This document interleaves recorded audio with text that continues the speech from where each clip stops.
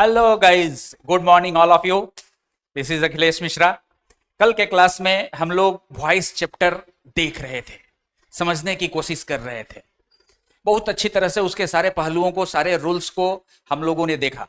मैं आज थोड़ा सा कल के क्लास का समरी, कल के क्लास का थोड़ा सा सारांश आज प्रस्तुत करना चाहता हूं कि आप ध्यान से देख लें। सबसे पहले मैंने चर्चा की थी कि वॉइस होता क्या है, और मैंने ये भी कहा था कि अगर दिमाग में पहले से जो आपने वॉइस पढ़ा हुआ है, वॉइस कहने कहने के साथ ही बच्चा सबसे पहले समझने लगता है पैसिव वॉइस पढ़ने आए हैं। ऐसा कुछ नहीं। सबसे पहले मैंने बताया था कि वॉइस क्या होता है, उसके बाद की बात होती है कि पैसिव वॉइस पढ़े या एक्टिव वॉइस पढ़ेंगे, उसकी बाद की ये बात है।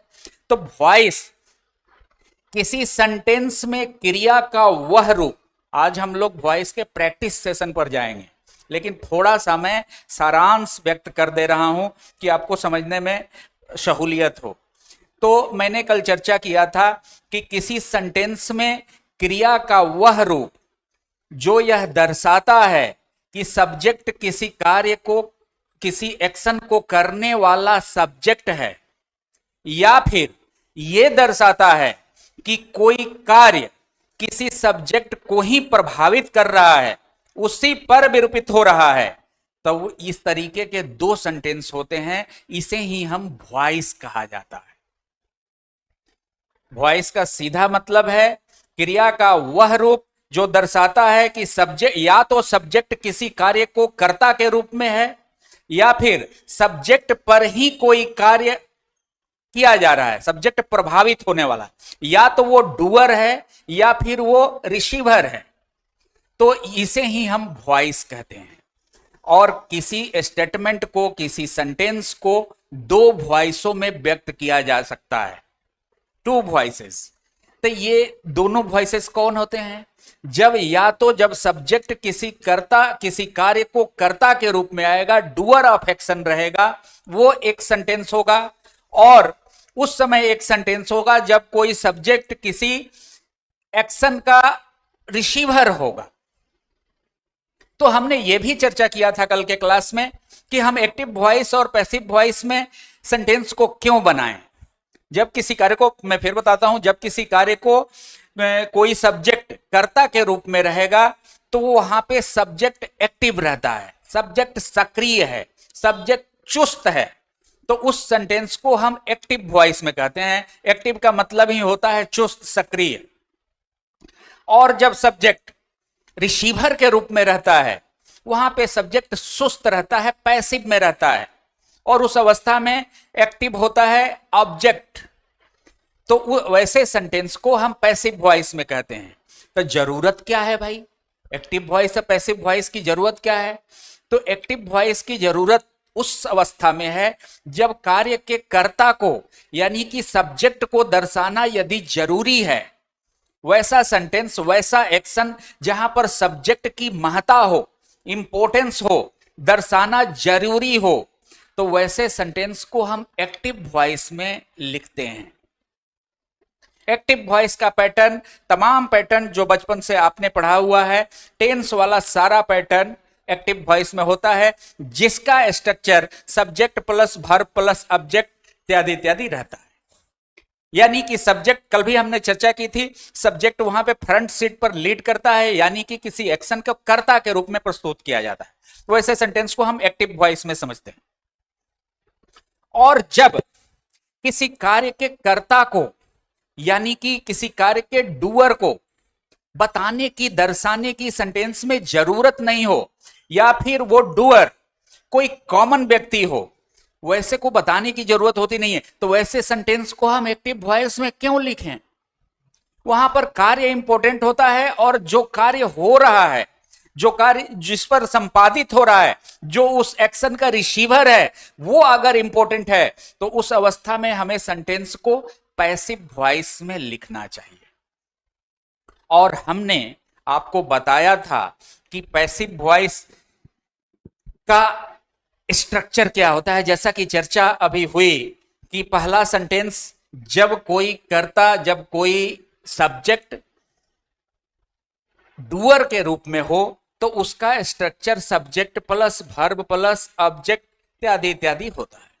और हमने कल के क्लास में बिल्कुल बिल्कुल बताया था कि जो पैसिव वॉइस का स्ट्रक्चर होता है, ये स्ट्रक्चर तो एक्टिव वॉइस का है, और जो पैसिव वॉइस का स्ट्रक्चर होता है वो होता है B+V3 बराबर पैसिव वॉइस।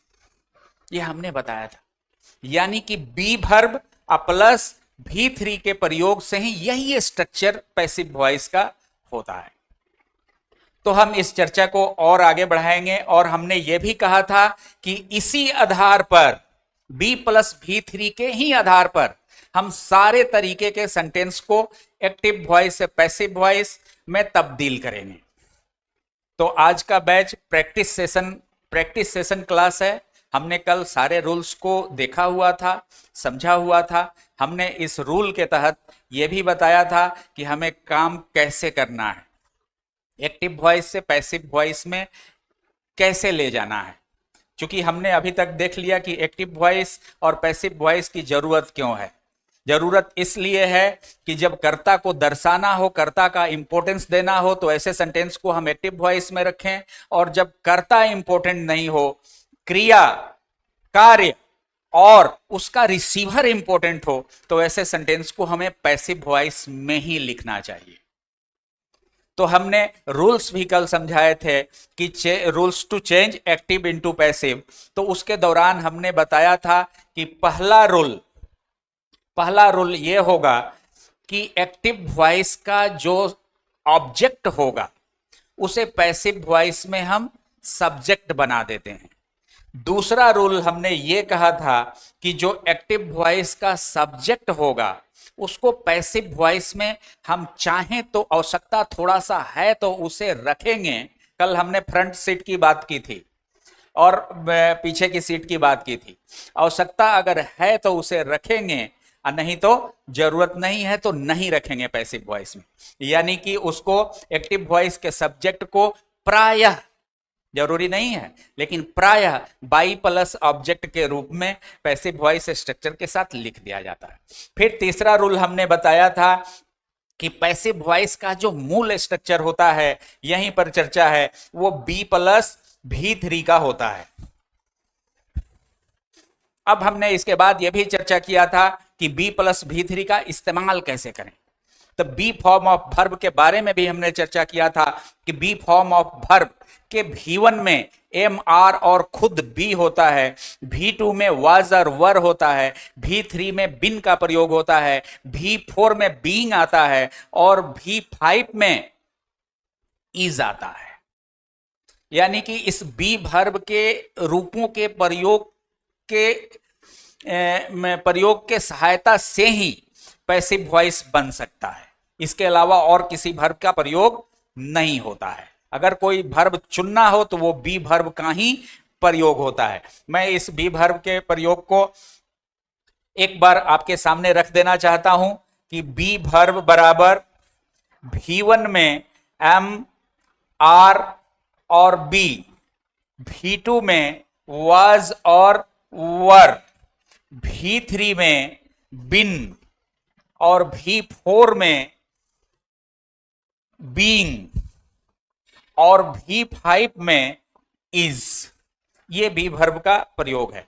फिर हमने ये भी कहा था कि एक्टिव सेंटेंस का मेन वर्ब, एक्टिव सेंटेंस में जो मेन वर्ब दिया हुआ है उसके रूप के अनुसार ही बी वर्ब के रूप का हम चुनाव करेंगे। जो बी वर्ब आपको इस्तेमाल करना है पैसिव वॉइस में, उस बी वर्ब का चुनाव हम एक्टिव सेंटेंस के मेन वर्ब के हिसाब से ही करेंगे।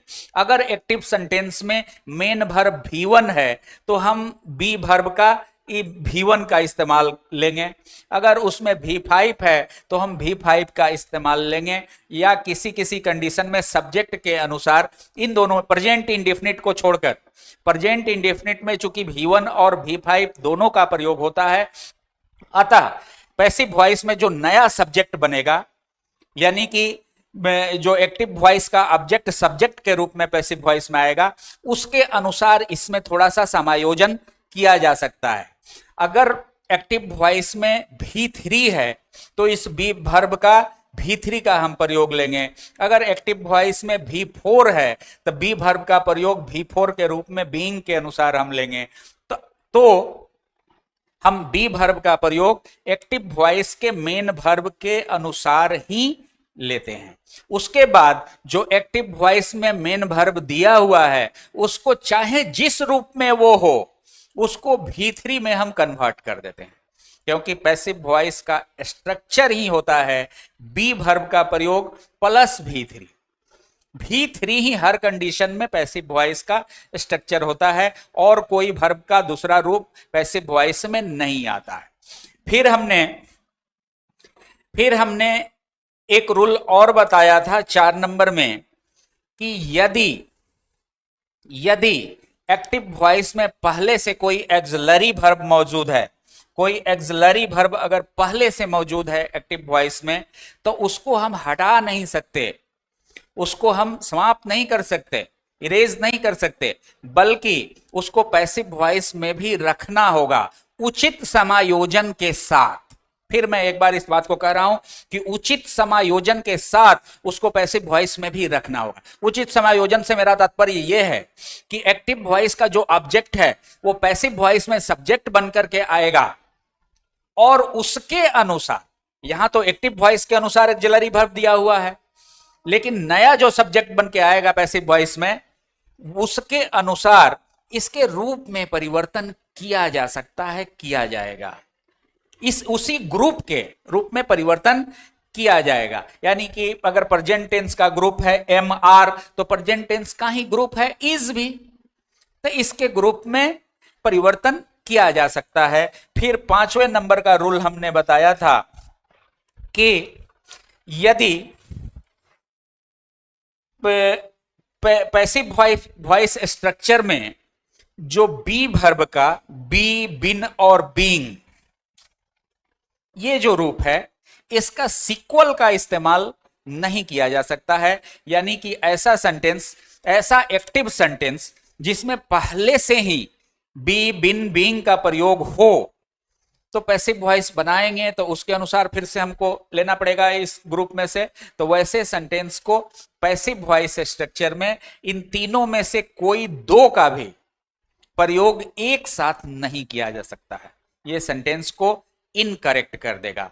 और यही कारण होता है कि 4 टेंसों का पैसिव वॉइस चेंज नहीं होता है, यानी कि present perfect continuous tense, past perfect continuous tense, future continuous tense और फ्यूचर परफेक्ट कंटिन्यूअस टेंस का पैसिव वॉइस नहीं बनता है। हम लोग प्रैक्टिस के दौरान इसको देखेंगे क्यों नहीं बनता है। किताब कह देता है कि नहीं बनता है, बहुत सारे टीचर भी बता देते हैं कि नहीं बनता है, लेकिन क्यों नहीं बनता है इसका टेक्निकल पहलू हम लोग इस प्रैक्टिस सेशन में देखेंगे। तो आइए हम लोग इस रूल के अनुसार, जो रूल हमने कल भी चर्चा किया था, आज भी हमने संक्षेप में चर्चा किया, इस रूल के अनुसार हम लोग सारे तरीके के टेंस को, सारे तरीके के एक्टिव इनटू पैसिव बनाने का प्रयास करते हैं। सबसे पहले हम टेंस पैटर्न पर, सामान्य टेंस पैटर्न पर हम लोग सेंटेंस को देखेंगे, एक्टिव से पैसिव बनाएंगे। धीरे धीरे हर तरीके के सेंटेंस में हम प्रैक्टिस करेंगे और उसको बनाएंगे। जैसे यहां पर अगर आप देखें तो प्रेजेंट टेंस की अगर हम बात करें, प्रेजेंट टेंस की अगर बात करें तो प्रेजेंट टेंस में 4 तरीके के सेंटेंस बनते हैं। प्रेजेंट इंडेफिनिट टेंस में सेंटेंस बनता है, प्रेजेंट कंटिन्यूअस टेंस में सेंटेंस बनता है, प्रेजेंट परफेक्ट टेंस में सेंटेंस बनता है और प्रेजेंट परफेक्ट कंटिन्यूअस टेंस में सेंटेंस बनता है। इन पर अगर विचार करें, एक एक करके अगर हम विचार करें तो पहले देखते हैं इंडेफिनिट, प्रेजेंट इंडेफिनिट टेंस। तो पर जैसा कि आपको पता है, आप पिछले क्लासों में पढ़ चुके हैं, देख चुके हैं कि प्रेजेंट इंडेफिनिट टेंस का स्ट्रक्चर होता है सब्जेक्ट प्लस V1 या V5 प्लस ऑब्जेक्ट कॉम्प्लीमेंट। हमने संक्षेप में लिखा हुआ है, सब्जेक्ट को भेग रखा है, ऑब्जेक्ट को भेग रखा है, यानी कि मूल जो क्रिया का रूप है, हमने शुरू में ही कहा कि वॉइस समझने के लिए सारा खेल एक्शन का है, सारा खेल क्रिया का है।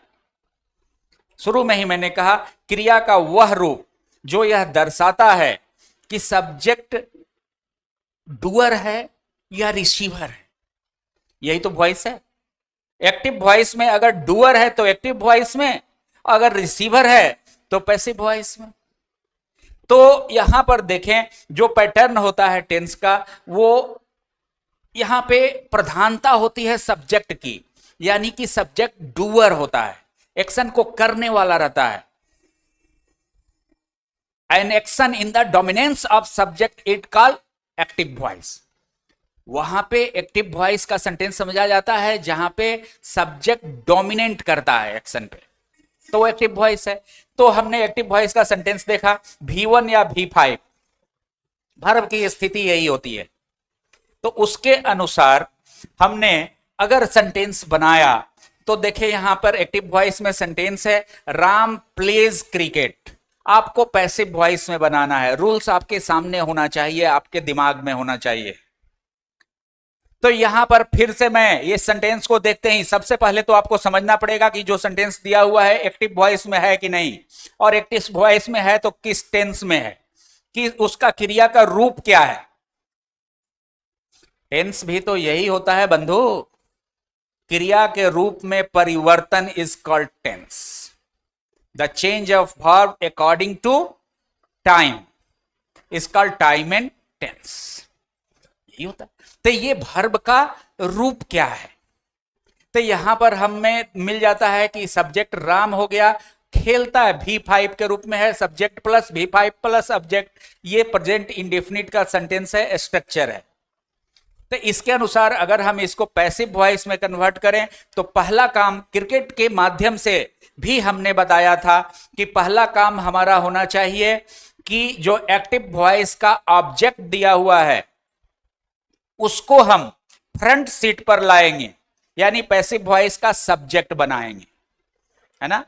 वहां पर क्योंकि पैसिव वॉइस में ऑब्जेक्ट प्रधान हो जाता है, रिसीवर, एक्शन का रिसीवर प्रधान हो जाता है। तो रिसीवर कौन है, कर्ता, खेलने वाला कौन है, राम है, और क्या खेल रहा है, रिसीवर क्या है, क्रिकेट है। तो क्रिकेट ऑब्जेक्ट के रूप में है, पैसिव वॉइस में हम इसको ले दिए, सब्जेक्ट बना दिए क्रिकेट।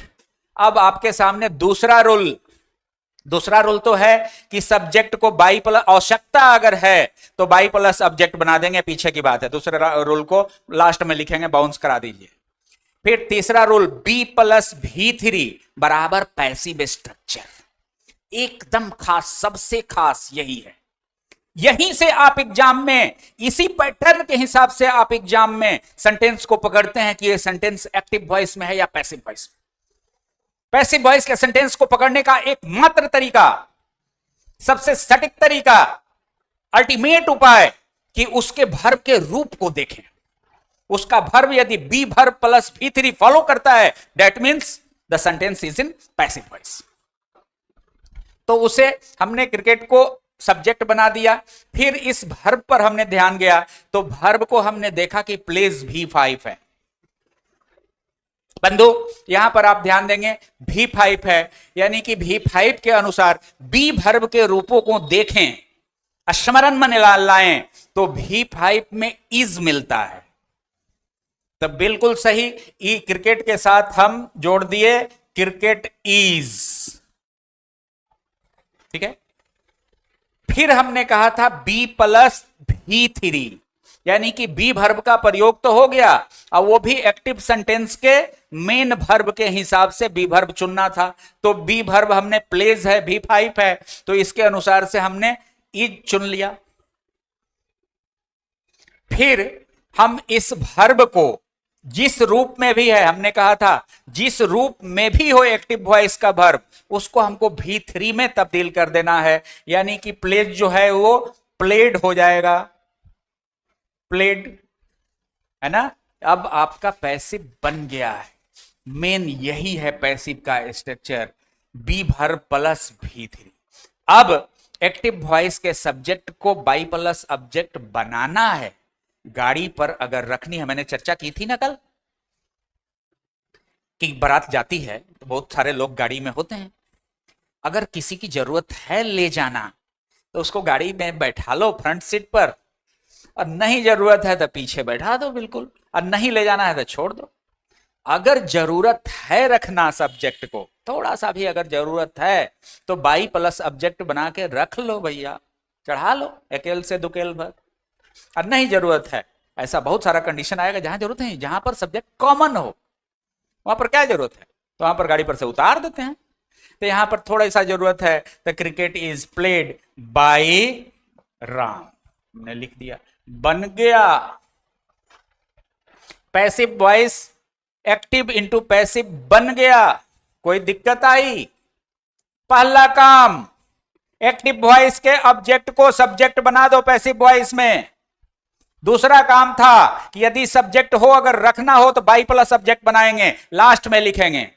तीसरा काम हमने बताया था कि बी प्लस भी थ्री ही पैसिव वॉइस का स्ट्रक्चर होता है, यानी कि बी वर्ब के, सॉरी, एक्टिव वॉइस का जो मेन वर्ब है उसके रूप के अनुसार ही बी वर्ब के रूप का हम चुनाव करेंगे।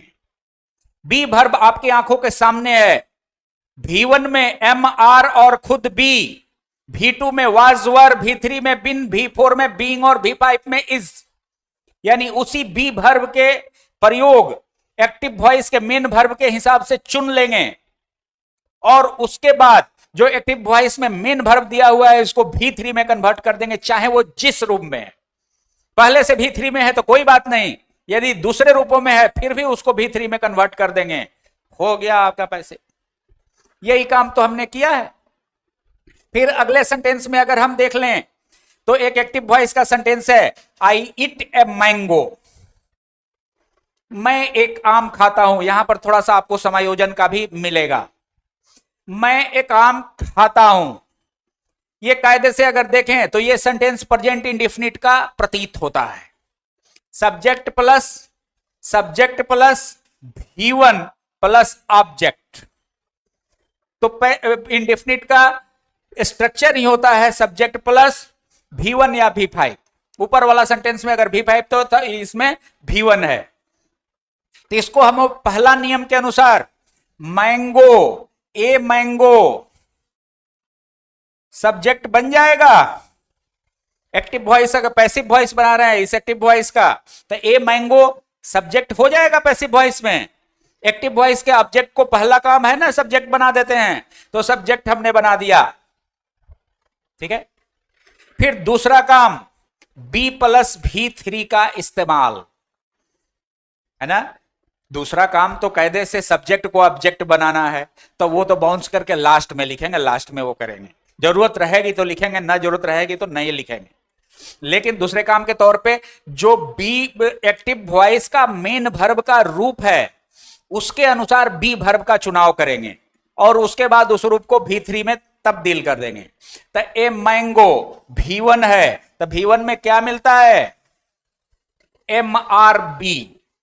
तो एक बात बताएं कि ए मैंगो के साथ M चलेगा, एक्सिलरी वर्ब, R चलेगा, सिंगुलर है नहीं चलेगा, है ना।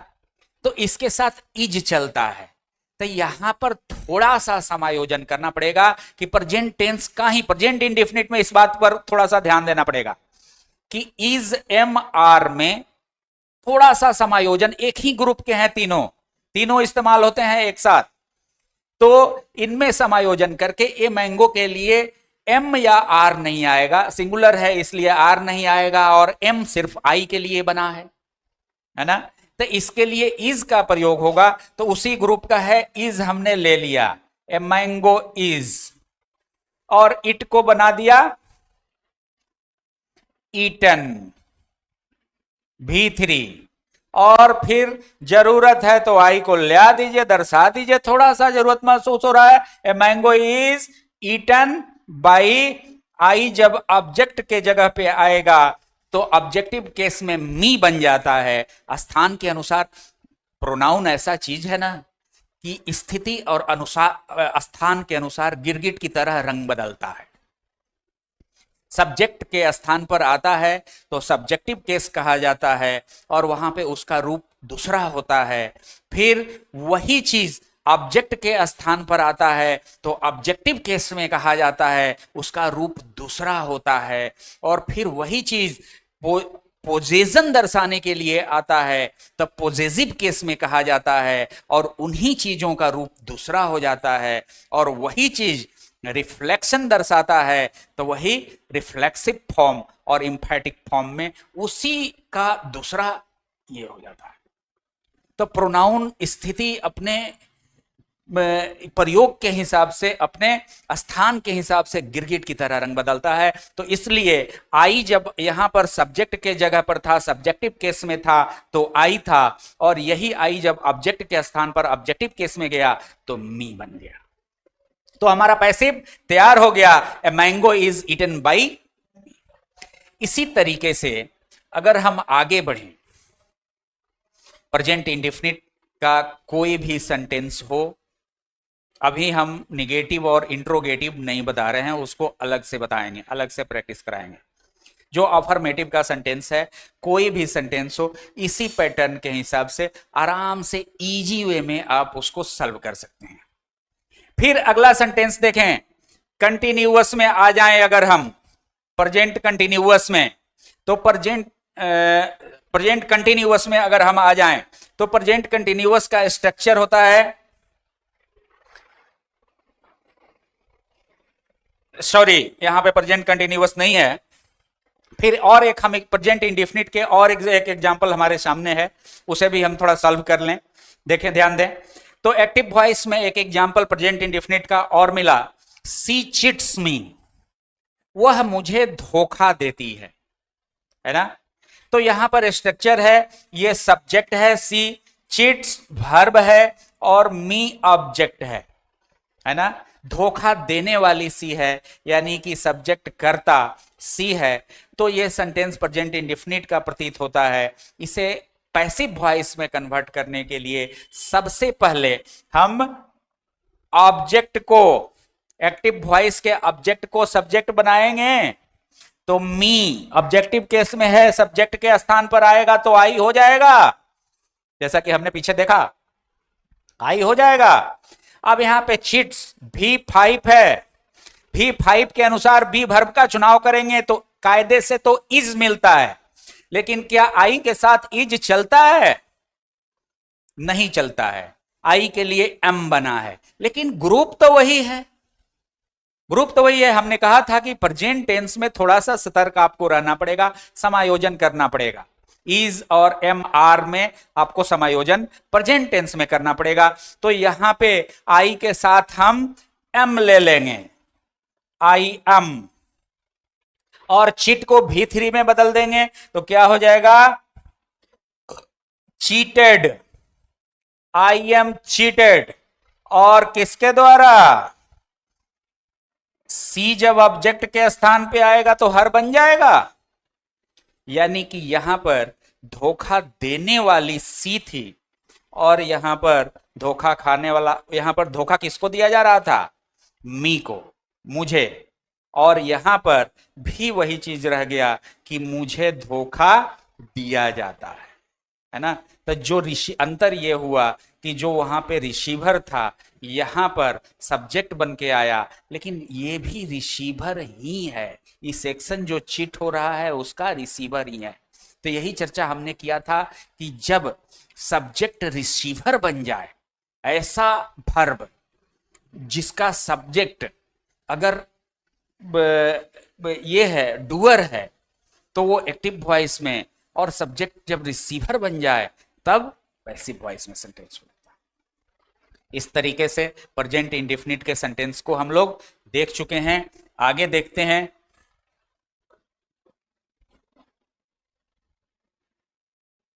कंटिन्यूअस के सेंटेंस को।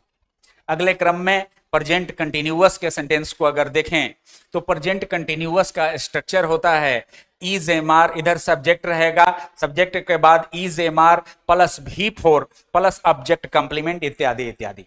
ये प्रेजेंट कंटिन्यूअस का स्ट्रक्चर होता है। इस स्ट्रक्चर को अगर हम पैसिव वॉइस में कन्वर्ट करें, पैसिव वॉइस में ट्रांसलेट करें तो देखें कैसे होता है। रूल सारा वही रहेगा, मैं अलग अलग कुछ भी, पूरे वॉइस के दौरान एक रूल जो हमने दिया है B+V3, इसके अलावा मैं कोई और रूल नहीं देने जा रहा हूं। इसी रूल पे पूरे हर तरीके के सेंटेंस को हम बनाएंगे। तब बी प्लस भी थ्री के हिसाब से ही हम देखते हैं। जैसे सेंटेंस एक लेते हैं, राम इज बीटिंग मी। इसका अर्थ हुआ राम मुझे मार रहा है ना? राम मुझे मारने का काम कर रहा है, राम मुझे मारने में लगा हुआ है, राम मुझे मारने में मशगूल है। ये सब बातें मैंने टेंस में पढ़ाया हुआ था। मैं टेंस में इस बात का चर्चा किया हुआ था कि रहा है, रही है, ये पर्याप्त नहीं है। ताती, रहा, रही, चुका, चुकी, ये कंसेप्ट पर्याप्त नहीं है। ये कंसेप्ट सिर्फ उत्तर भारत के लोगों के लिए है। अगर आप साउथ में चल जाएंगे, अगर आप आंध्रा में चल जाएं या ऐसे प्रदेश में चल जाएं जहां हिंदी नहीं बोली जाती है, वहां के बच्चे को आपको पढ़ाना पड़ गया, आप कैसे पढ़ाएंगे कि जिस वाक्य में अंत में ता है, ती है, रहा है, रही है, चुका है, चुकी है इत्यादि लगा रहेगा तो उसको फलाना फलाना टेंस कहेंगे? वो नहीं जानता है ताती, रहा, रही, चुका, चुकी। क्या करोगे आप? टेंस का एक कंसेप्ट होता है, प्रत्येक टेंस अपने अपने कंसेप्ट से चलता है, उस थीम से चलता है, उस थीम के अनुसार ही उस टेंस का पैटर्न बनता है। तो इसी तरीके से प्रेजेंट कंटिन्यूअस का थीम होता है। कोई कार्य अगर वर्तमान में जारी दर्शाया जाए, कंटिन्यू दर्शाया जाए, तब उस कार्य को चाहे रहा, रही आए या चाहे ना आए, उसे प्रेजेंट कंटिन्यूअस का समझना चाहिए। इसलिए मैंने दो तीन तरीके से सेंटेंस को बोला।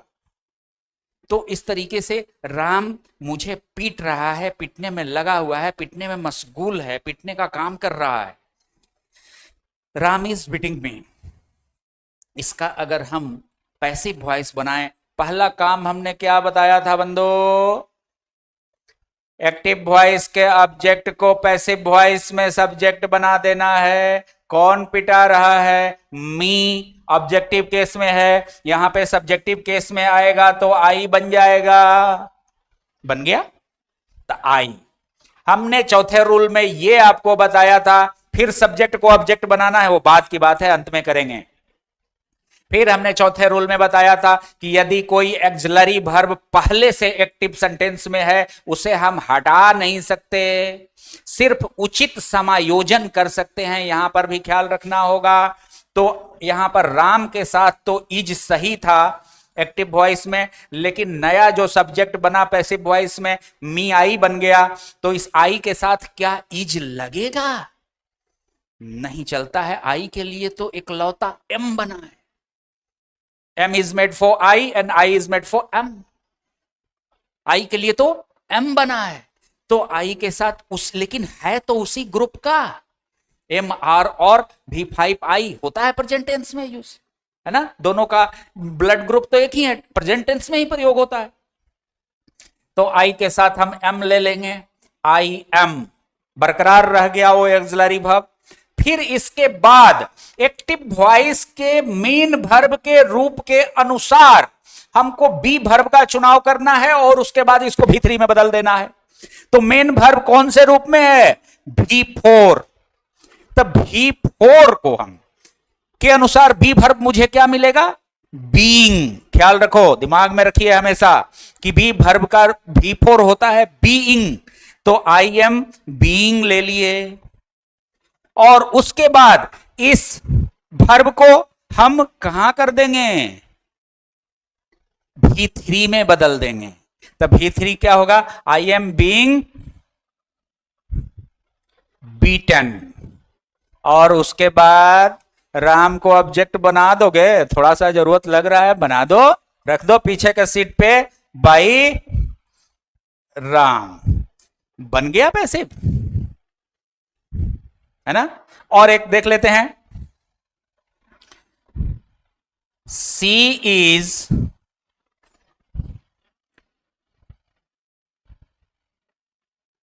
Cheating you. इस बार यू ला दिए हम।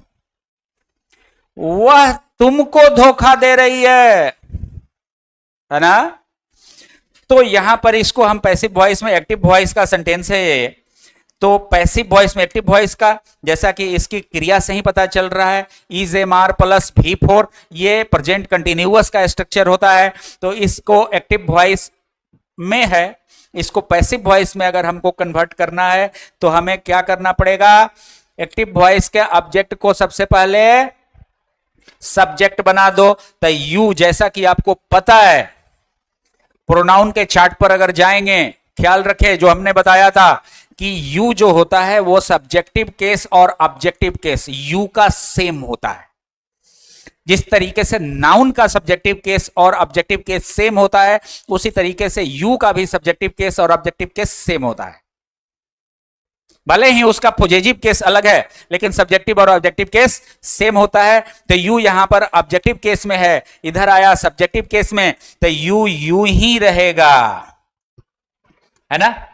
एक्सिलरी वर्ब को हम हटा सकते नहीं हैं, बरकरार रखना है थोड़ा सा समायोजन के साथ। तो यहां पर सी के साथ इज सही था, लेकिन यू के साथ इज चलेगा क्या? नहीं, यू प्लुरल वर्ब लेता है, आर लेता है ग्रुप एक ही ना। तो यहां पे यू के साथ हम आर कर दिए, ये वर्ब बरकरार रह गया। उसके बाद बी प्लस V3 की बारी आई, तो यहां पर V4 है। तो यहां पर V4 के अनुसार बी वर्ब क्या मिलेगा? बीइंग। तो यू आर बीइंग, और ये जो चीटिंग है V3 में बदल देना है, तो बीइंग चीटेड, चीटेड, और इसको रख लो पीछे के सीट पे सी को, तो क्या हो जाएगा? हर। सी जब ऑब्जेक्टिव केस में आया तो हर बन जाएगा। इस तरीके से आपने यहां पे प्रेजेंट कंटिन्यूअस टेंस भी देख लिया। कोई परेशानी हुई क्या? परेशानी हुई? बताओ बताओ।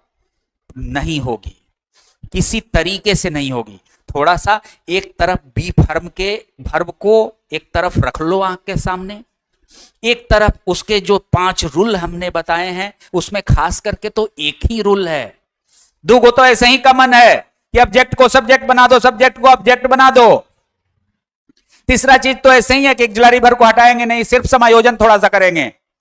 और बी पिन वाला तो अभी बारी ही नहीं आएगी, अब आएगी।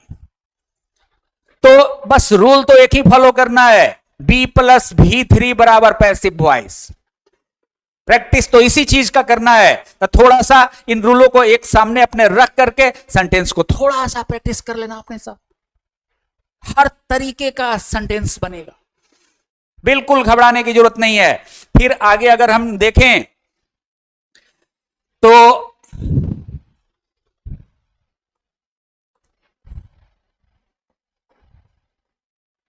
प्रेजेंट परफेक्ट टेंस में आते हैं।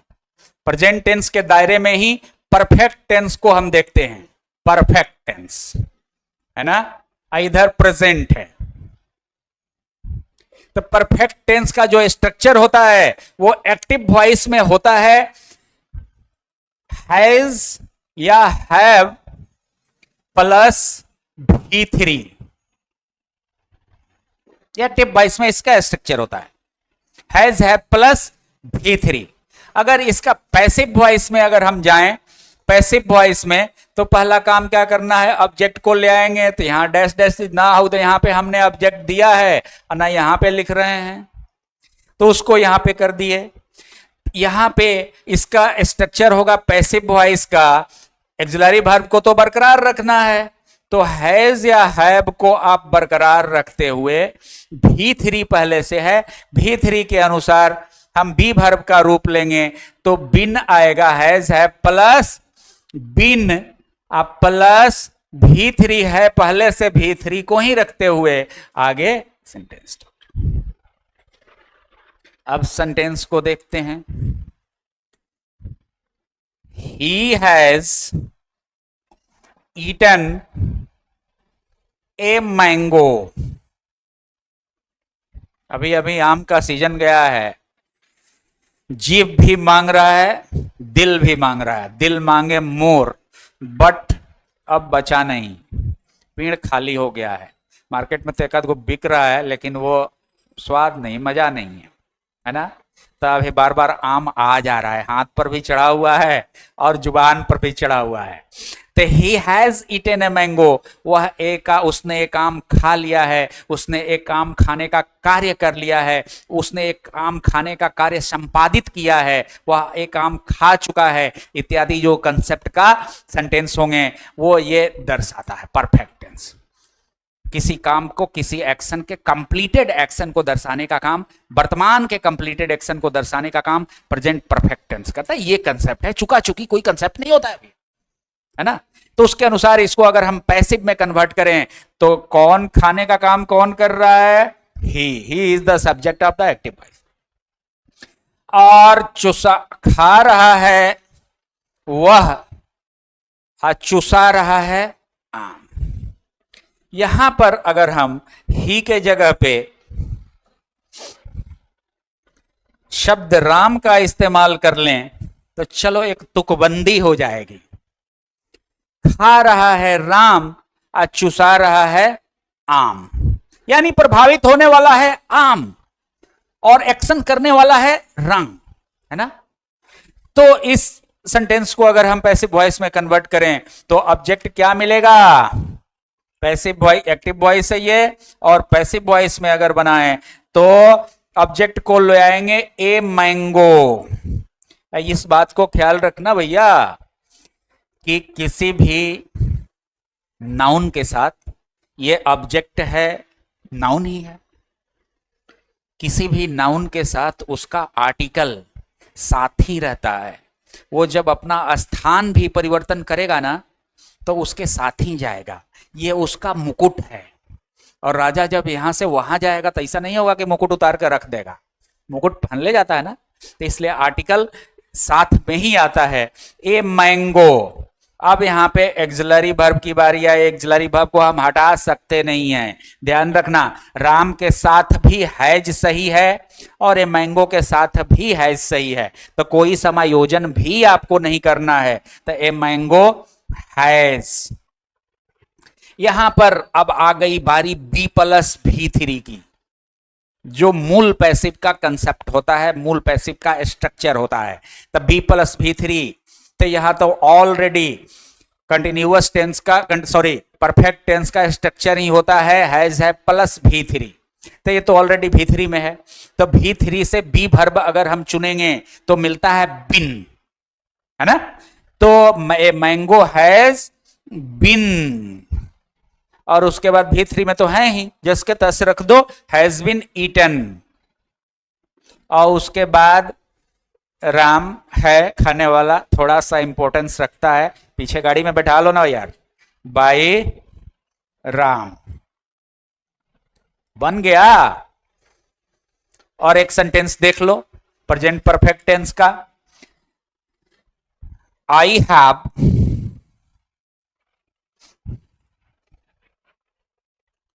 completed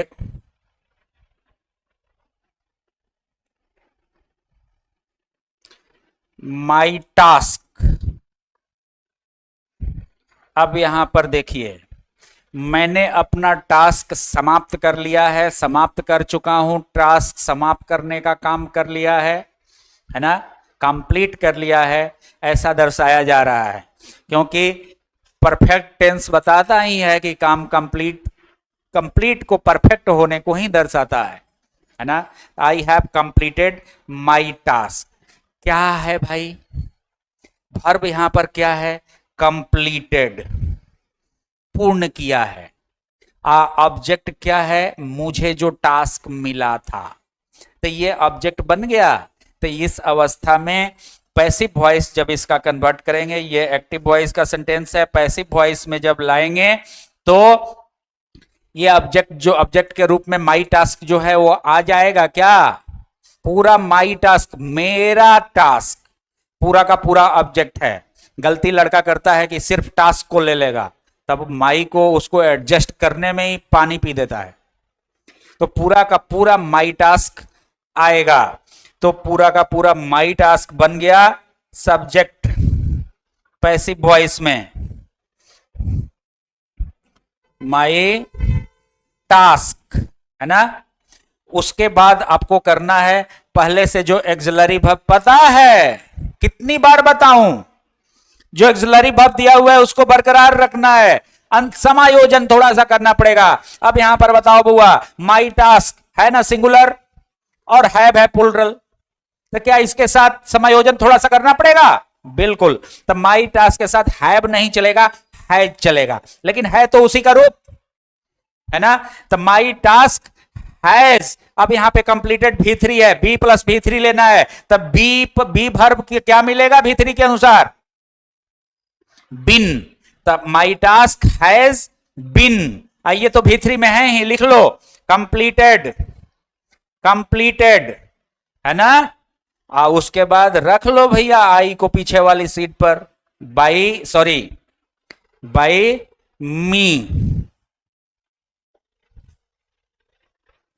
ओके, इस तरीके से आपका प्रेजेंट परफेक्ट टेंस भी समाप्त होता है और आप प्रैक्टिस अब कर सकते हो। थोड़ा सा प्रैक्टिस करो, प्रत्येक तरीके के सेंटेंस के साथ प्रैक्टिस करो। आगे हम देखें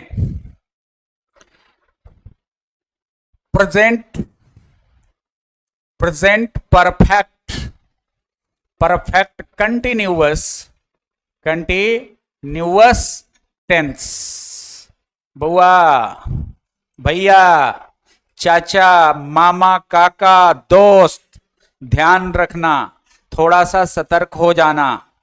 प्रेजेंट परफेक्ट कंटिन्यूअस टेंस, इसका थीम क्या है?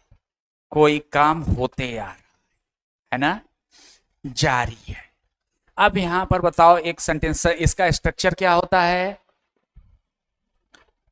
हैज या have plus been plus V4 plus object या कंप्लीमेंट टाइम, है ना, इत्यादि। एक्टिव वॉइस में, फिर पैसिव वॉइस में अगर जाएं तो क्या बनाएं, है ना, क्या बनाएं? देखो, लिया दो उधर ऑब्जेक्ट कंप्लीमेंट डॉट डॉट में, अब इधर एक्सिलरी वर्ब को हम हटा नहीं सकते तो हैज या हैव को रख दिए। अब प्लस बिन ऑलरेडी है तो हटा सकते नहीं है, बिन को भी रख दिए। अब V4 के अनुसार हमको बी वर्ब का रूप बीइंग मिल गया, क्या मिल गया? अब प्लस उसके बाद ऑब्जेक्ट कंप्लीमेंट टाइम जो है सो बीइंग, अब प्लस उसके बाद यहां पर बी वर्ब जो है, वर्ब है V4, उसको हम कर देंगे V3।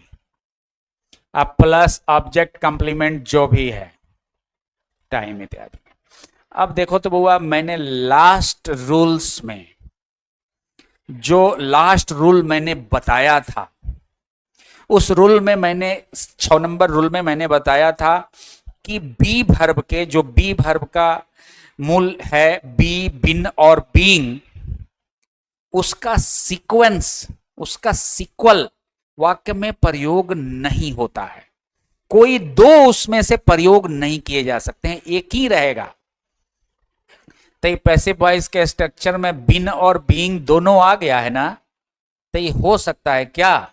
और यही कारण है कि कहा जाता है कि प्रेजेंट परफेक्ट कंटिन्यूअस का पैसिव नहीं बनता है। किताब डायरेक्ट लिख देता है कि नो पैसिव, टीचर बता देते हैं नो पैसिव, क्यों नहीं होता है ये नहीं बताते हैं। तो सबसे बड़ी कारण यही है, इसलिए प्रेजेंट परफेक्ट कंटिन्यूअस का पैसिव नहीं बनता है। और यही कंडीशन आता है पास्ट परफेक्ट कंटिन्यूअस में, उसका भी पैसिव नहीं बनता है। और यही कंडीशन आता है फ्यूचर कंटिन्यूअस और फ्यूचर परफेक्ट कंटिन्यूअस का, जिसके कारण पैसिव नहीं बनता। इस तरीके से हमारा प्रेजेंट टेंस का प्रैक्टिस खत्म हुआ।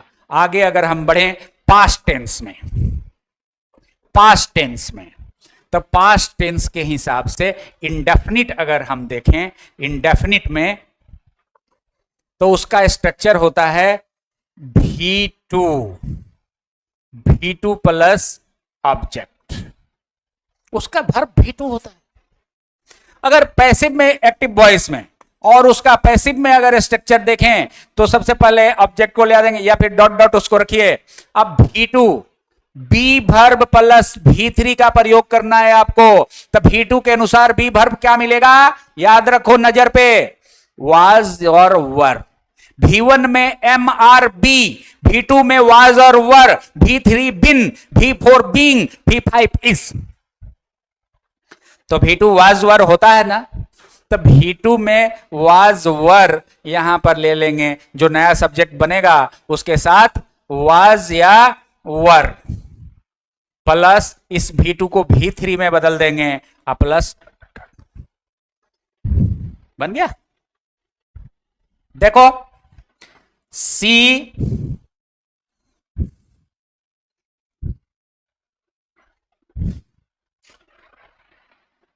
एट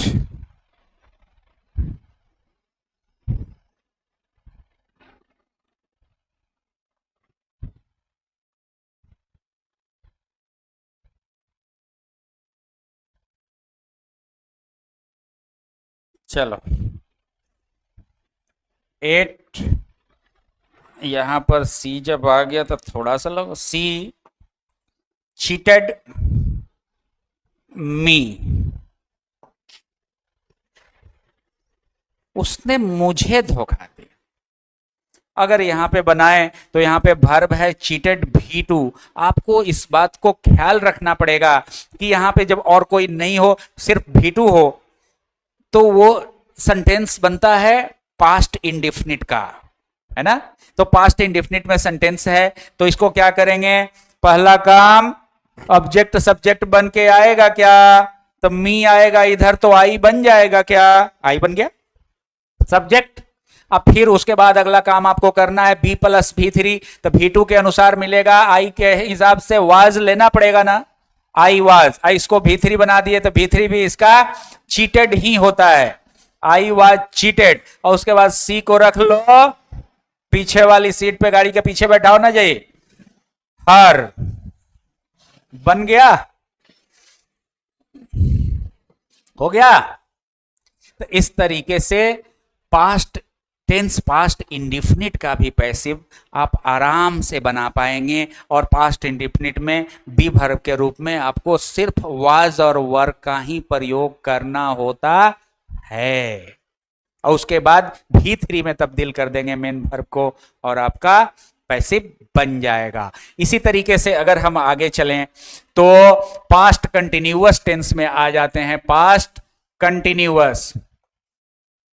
कंटिन्यूअस टेंस पे आ जाए तो इसका स्ट्रक्चर होता है एक्टिव वॉइस में वाज या वर plus V4 plus object complement dot dot dot. Active passive voice में इसका अगर स्ट्रक्चर देखें तो आपके सामने आ जाएगा, इधर ऑब्जेक्ट कंप्लीमेंट को ले देंगे सब्जेक्ट बना करके, फिर एक्सिलरी वर्ब पहले से है, इसको हटा सकते नहीं हैं, तो वाज या वर को रख देंगे, है ना। अब प्लस V4, V4 के अनुसार बी वर्ब का चुनाव करेंगे तो आपको मिलेगा बीइंग, और फिर इसको V3 में बदल देंगे, V3 plus by plus subject को ले जाएंगे, बाई प्लस सब्जेक्ट बना के बन गया। जैसे ही वॉज ईटिंग मैंगोज, ध्यान रखना मैंगोज, वो बहुत सारा आम खा रहा है ना, खाने का काम कर रहा है, खाने में लगा हुआ है, खाने में मशगूल है, खाने में व्यस्त है।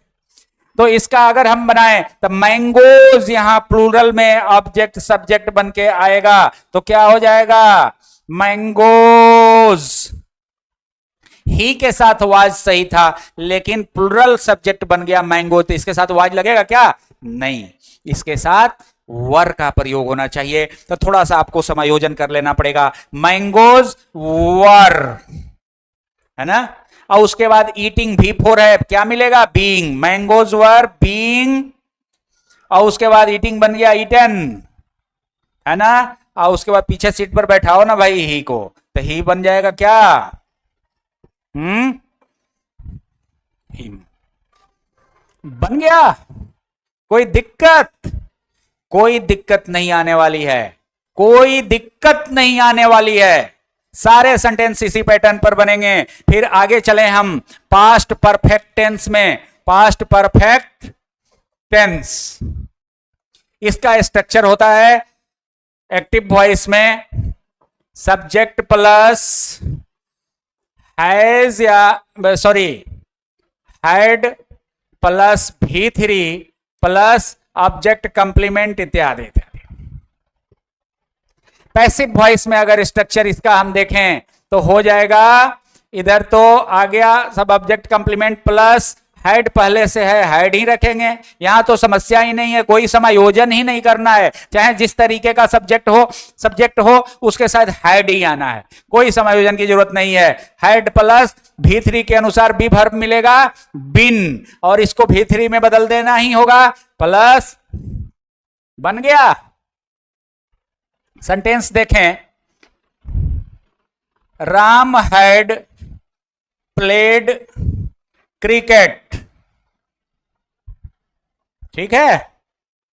अब इसको अगर हम बना दें पैसिव वॉइस में, एक्टिव वॉइस का सेंटेंस है, पैसिव वॉइस में अगर इसको हम बनाएं तो क्या हो जाएगा, क्रिकेट आ जाएगा इधर, क्रिकेट पहले से एक्सिलरी वर्ब है हैड, कोई दिक्कत नहीं, आंख मूंद के लिखना, क्रिकेट के साथ भी सही है, राम के साथ भी सही है, हैड ही किसी सब्जेक्ट के साथ होना है। तो सब्जेक्ट हैड, प्लेड V3 होता है ना, तो V3 के अनुसार मिलेगा बिन, है ना, और उसके बाद प्लेड को प्लेड ही लिख देंगे, प्लेड बाई राम, पीछे सीट पर बैठाओ इसे, बन गया। इस तरीके से पास्ट परफेक्ट टेंस का भी काम समाप्त हुआ। जैसा कि चर्चा हमने किया था कि बी भर बी के बी, बिन और बीइंग का सिक्वल प्रेजेंट परफेक्ट कंटिन्यूअस में होता है और पास्ट परफेक्ट कंटिन्यूअस में भी होता है, फ्यूचर कंटिन्यूअस और फ्यूचर परफेक्ट कंटिन्यूअस में भी होता है। अतः वही कारण है कि जो कारण प्रेजेंट परफेक्ट कंटिन्यूअस में आया था कि बिन और बीइंग एक साथ आ गया था, वही आएगा पास्ट परफेक्ट में भी, वही आएगा। इसलिए पास्ट परफेक्ट का भी पैसिव नहीं बनता है, नो पैसिव। फिर आगे हम चलते हैं तो फ्यूचर टेंस में आते हैं, फ्यूचर इंडेफिनिट, है ना। तो फ्यूचर इंडेफिनिट का स्ट्रक्चर होता है सब्जेक्ट प्लस शैल या will plus V1 plus object complement जो, एक्टिव वॉइस में। और पैसिव वॉइस में इसका स्ट्रक्चर हो जाएगा, जो नया ऑब्जेक्ट बन के आएगा सब्जेक्ट प्लस, अब यहां पे बउआ शैल विल है पहले से, हटा सकते नहीं हैं, तो इसको रख लेना पड़ेगा ना, शैल या विल प्लस V1 है, तब V1 के अनुसार बी वर्ब खुद बी लेना पड़ता है। अब इस मॉडल वर्ब के साथ क्या इज एमआर लगाओगे, नहीं ना, तो यहां पर खुद बी को आना पड़ता है, बी, अब प्लस इस V1 को V3 में बदल दो और उसके बाद लिख दो, बन गया, है ना। जैसे देखो, आई शैल इट दीज मैंगोज, मैं इन आमों को खा जाऊंगा, है ना। तो देखो अब दीज मैंगोज नया सब्जेक्ट बन जाएगा क्या, दीज मैंगोज, और यहां पर देखो आई के साथ ही सेल, आई और वी के साथ ही सेल लगता है। एग्जामिनेशन की दृष्टि से ऐसे बोलचाल की भाषा में आप सारे सब्जेक्ट के साथ विल का प्रयोग कर सकते हैं, चाहे वो आई हो अथवा वी हो, लेकिन एग्जामिनेशन के दृष्टि से आप ख्याल रखेंगे आई और वी के साथ आप सेल का ही प्रयोग करेंगे और बाकी सारे सब्जेक्ट के साथ विल का प्रयोग आप करेंगे, है ना। तो यहां पे मैंगोज प्लुरल है लेकिन इसके साथ विल का ही प्रयोग होगा, दीज मैंगोज विल, और फिर आ जाएगा बी, क्योंकि V1 के अनुसार बी खुद आएगा, दीज मैंगोज विल बी, और उसके बाद इट को ईटन, V3 में बदलना होगा ईटन, और उसके बाद मुझे रख दो ना पीछे के सीट पे, बाई मी। बन गया, बन गया। कोई प्रॉब्लम हुई? कोई प्रॉब्लम नहीं होगी, ये वादा है मेरा। आगे चलो देखते हैं, फिर हम आ जाएं फ्यूचर कंटिन्यूअस में। तो फ्यूचर कंटिन्यूअस अभी अभी थोड़ी देर पहले मैंने चर्चा की कि present perfect continuous, past perfect continuous, future continuous और फ्यूचर परफेक्ट कंटिन्यूअस का पैसिव नहीं बनता है, क्योंकि फ्यूचर कंटिन्यूअस में उसका स्ट्रक्चर ही होता है shall will plus be plus V4।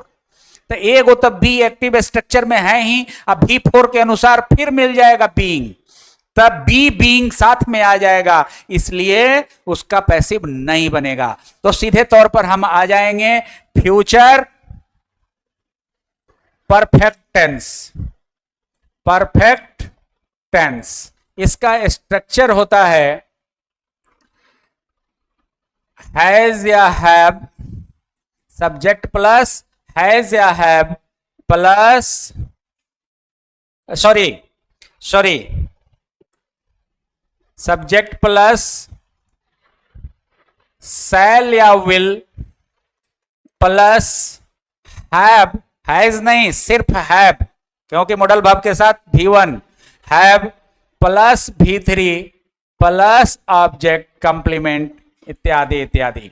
Time भी इसके साथ, इस टेंस के साथ time must be mention in this tense, plus time भी रहेगा, है ना।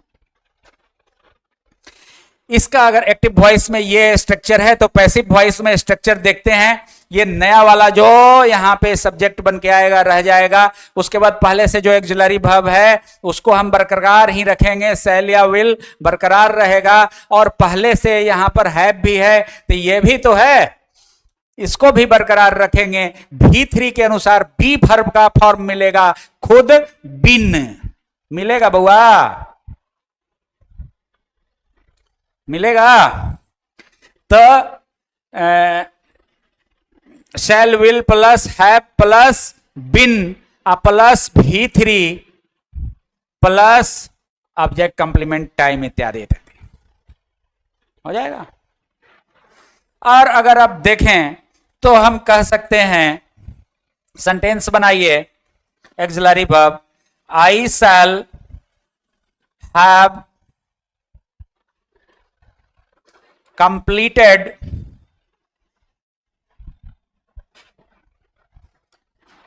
the work। अब बाई मंडे संडे जो भी टाइम देना है उधर दिला गया, है ना, उधर टाइम मेंशन हो गया। बिना टाइम का ये टेंस होता नहीं है, time must be mention in this tense, और टाइम को दर्शाने के लिए बाई अथवा बिफोर का प्रयोग होता है ना, तो वो टाइम रह जाएगा। मूल स्ट्रक्चर हम देख रहे हैं पैसिव वॉइस का, तो मूल स्ट्रक्चर में अगर हम जाएंगे तो पैसिव वॉइस का बनेगा यहां पे कंप्लीटेड द वर्क, ऑब्जेक्ट तो यही है ना, तो इसको ले देंगे यहां पे द वर्क, तब यहां पे शैल नहीं रह जाएगा, पहले से ऑक्सिलरी वर्ब है आपका शैल और हैव, बरकरार रखना है, इसे हटा नहीं सकते हो आप, लेकिन समायोजन इसका थोड़ा सा कर लेना पड़ेगा। तो द वर्क के साथ शैल नहीं लगेगा, द वर्क के साथ विल लगेगा, तो द वर्क विल, और उसके बाद हैव है, इसको भी बरकरार रखना है, हैव रह गया। अब कंप्लीटेड V3 होता है ना, V3, तब V3 के अनुसार मिलेगा मुझे बी वर्ब का, बी फॉर्म का रूप कौन सा, बिन।